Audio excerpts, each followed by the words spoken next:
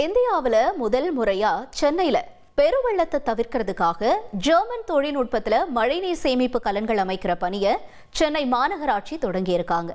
முதற்கட்டமா கோடம்பாக்கம், அண்ணா நகர், தேனாம்பேட்டை மண்டலங்கள்ல இந்த பணிகளை தொடங்கி நடத்திட்டு வராங்க. அந்த காட்சிகளை முதல்ல நாம பார்க்கலாம்.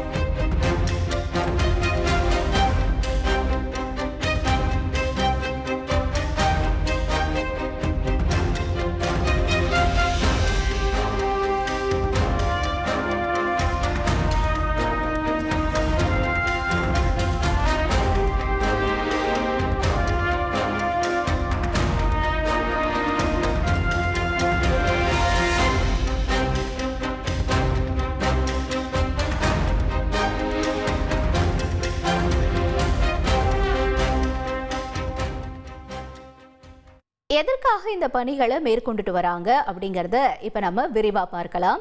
அதாவது சென்னை மாநகராட்சி வடகிழக்கு பருவமழை வந்தாலே வெள்ள பாதிப்புகளால பல்வேறு இன்னல்களை சந்திச்சுட்டு வர்றது நம்ம எல்லாரும் அறிஞ்சதுதான். பல்வேறு இடங்கள்ல மழை நீர் தேங்கி நிக்கிறதுனாலையும் வேலைக்கு போக முடியாமலும் நோய் தொற்று ஏற்படுற அபாயமும் ஏற்படுறதா மக்கள் தரப்புல அவ்வப்போது குற்றச்சாட்டுகள் வைக்கப்பட்டுட்டு தான் வருது. இப்ப இந்த நிலையில தான் சென்னையில வெள்ள பாதிப்புகளை தடுக்கிற வகையில பல்வேறு நடவடிக்கைகளை மாநகராட்சி எடுத்துட்டு வருது. அதாவது 2001ஆம் ஆண்டு மழைநீர் சேகரிப்பு திட்டம் கட்டாயமாக்கப்பட்டுச்சு. அதன்படிதான் தமிழகத்துல 2001க்கு அப்புறமா புதிதாக கட்டப்படுற எல்லா கட்டிடத்திலையும் மழைநீர் சேகரிப்பு கட்டாயம் இருக்க வேண்டும் அப்படின்னு அமல்படுத்தவும் செஞ்சாங்க. அதன்படி புதிய கட்டிடங்கள் எல்லாத்திலையுமே இந்த மழைநீர் சேகரிப்பு தொட்டி அப்படிங்கிறது இருந்துட்டு தான் வருது. அதே நேரத்துல இப்ப இந்தியாவில் முதல் முறையா சென்னையில பெரு வெள்ளத்தை தவிர்க்கிறதுக்காக ஜெர்மன் தொழில்நுட்பத்துல மழைநீர் சேமிப்பு கலன்கள் அமைக்கிற பணியை சென்னை மாநகராட்சி தொடங்கி இருக்காங்க. இந்த பணியினுடைய சிறப்பு என்ன, எவ்வளவு கோடி ரூபாய் மதிப்புல இந்த பணி நடைபெறுது அப்படிங்கறதெல்லாம் நம்ம விரிவா பார்க்கலாம். இந்த பணி முதல்ல எங்க ஆரம்பிச்சிருக்காங்க குறிப்பா அப்படின்னு நம்ம பார்க்கறதுக்கு இதுக்கு முன்னாடி அதாவது வேளச்சேரி, கிண்டி இந்த மாதிரியான பகுதிகளில் வெள்ள பாதிப்பை தடுக்கிறதுக்காக கிண்டி ரேஸ்கோஸ் வளாகத்துல மழைநீர் சேகரிப்பு குளம் ஒன்று சென்னை மாநகராட்சியால வெட்டப்பட்டிருந்துச்சு. இதனால அந்த பகுதிகளில் மழைநீர் உடனடியா வற்றவும் தொடங்கியிருந்தது. அதாவது கடந்த ஆண்டு பெய்த மழையப்ப இப்ப அதே மாதிரி சென்னையினுடைய மற்ற இடங்கள்லையும் அதுவும் மழைநீர் அதிகமா தேங்குற இடங்கள்ல மழைநீர் சேகரிப்பு கட்டமைப்பு பணிகளை சென்னை மாநகராட்சி முன்னெடுத்துட்டு வரதா சொல்லப்படுது. அது ஜெர்மன் தொழில்நுட்பத்துல மழைநீர் சேமிப்பு கலன்கள் அமைக்கும் பணிய திட்டத்துல கையில எடுத்திருக்காங்க சென்னை மாநகராட்சி. அதாவது இது எந்த முறையில செயல்படுத்தப்பட்டிருக்கு அப்படின்னு நம்ம பார்க்கிறோம்னா அது கேட்ச் பிட் முறை அப்படின்னு சொல்றாங்க. கேட்ச் பிட் முறையில தான் மழை நீரை சேகரிக்கும் பணியை துவங்கி இருக்காங்க. கேஷ்மிட் முறையா அப்படின்னா என்ன அப்படின்னு நீங்க கேட்கலாம். அதாவது மழை நீரை ஒரு குறிப்பிட்ட இடத்துல சேகரிச்சு அதை நிலத்தடி நீர்மட்டத்தை அதிகரிக்கவோ அல்லது வேற ஏதாவது தேவைகளுக்கோ பயன்படுத்துற ஒரு முறை, அதுதான் இந்த கேஷ்மிட் முறை அப்படிங்கிறது. இது கூரைகள் மேலையும் சரி இல்ல நிலப்பரப்புகள் மாதிரியான பகுதிகளில் இருந்தோ மழை நீரை சேகரிச்சு அதை நிலத்துக்கு உள்ள தொட்டிகள்ல சேமிக்கலாம், இல்ல நேரடியாகவே நம்ம நிலத்தடிக்கோ செலுத்தலாம் அப்படிங்கறதா இந்த கேஷ்மிட் முறையினுடைய ஒரு விளக்கம் அப்படின்னே நம்ம பார்க்கிறோம். இப்ப இந்த முறைய முதற்கட்டமா 7 மைதானங்கள்ல மழைநீர் சேமிக்கும் பணியா தொடங்கப்பட்டிருக்கு. அதாவது குறிப்பா சொல்லணும்னா கோடம்பாக்கம், அண்ணா நகர், தேனாம்பேட்டை மண்டலங்கள்ல இந்த பணிகளை தொடங்கி இருக்காங்க. குறிப்பா இங்க இருக்கக்கூடிய மிகப்பெரிய மைதானங்கள்ல இந்த பணியை ஆரம்பிச்சிருக்காங்க அப்படின்னு சொல்லணும். அது எந்தெந்த மைதானங்கள் அப்படிங்கறத இப்ப நம்ம பார்க்கலாம்.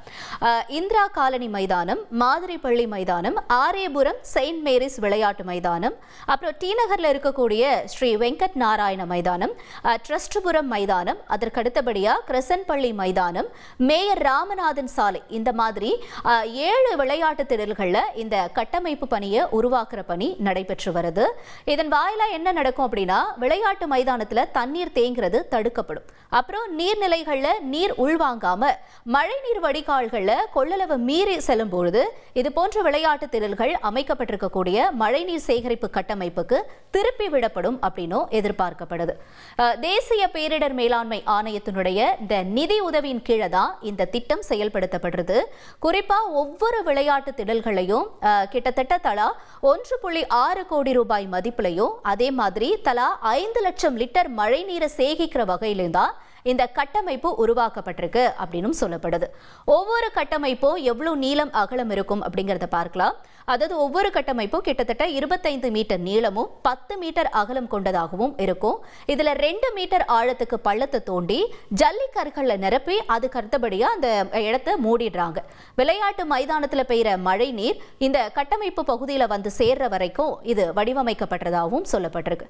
அதே மாதிரி தொடர்ந்து 15 மண்டலங்கள்ல இருக்க 770 பூங்காக்கள்ல மழைநீர் சேகரிப்பு தொட்டி கட்டமைப்பு பணியும் ஒரு பக்கம் நடந்துட்டு வருது. இதன் மூலமா கிட்டத்தட்ட ஒரு 3000 லிட்டர் கொள்ளளவு மழைநீரை சேமிக்க முடியும்னு நம்பப்படுது.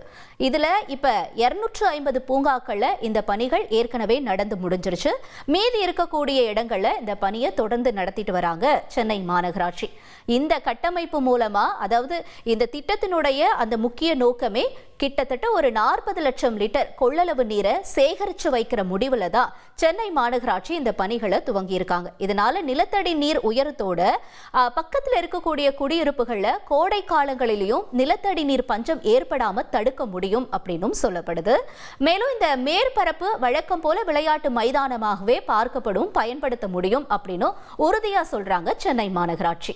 ஒரு நாட்டின் அரசியலமைப்பின் முகவுரை என்பது மாற்ற முடியாதது. ஆனால் இந்திய அரசியலமைப்பின் முகவுரை கடந்த 1976ஆம் ஆண்டு மாற்றப்பட்டது என்று குடியரசு துணைத் தலைவர் ஜெகதீப் தன்கர் தெரிவித்துள்ளார். நிகழ்ச்சி ஒன்றில் கலந்து கொண்டு பேசிய அவர், ஒரு நாட்டின் அரசியலமைப்பின் முகவுரைதான் அதன் ஆன்மா என்றும் அந்த முகவுரை தனித்துவமானது என்றும் குறிப்பிட்டார்.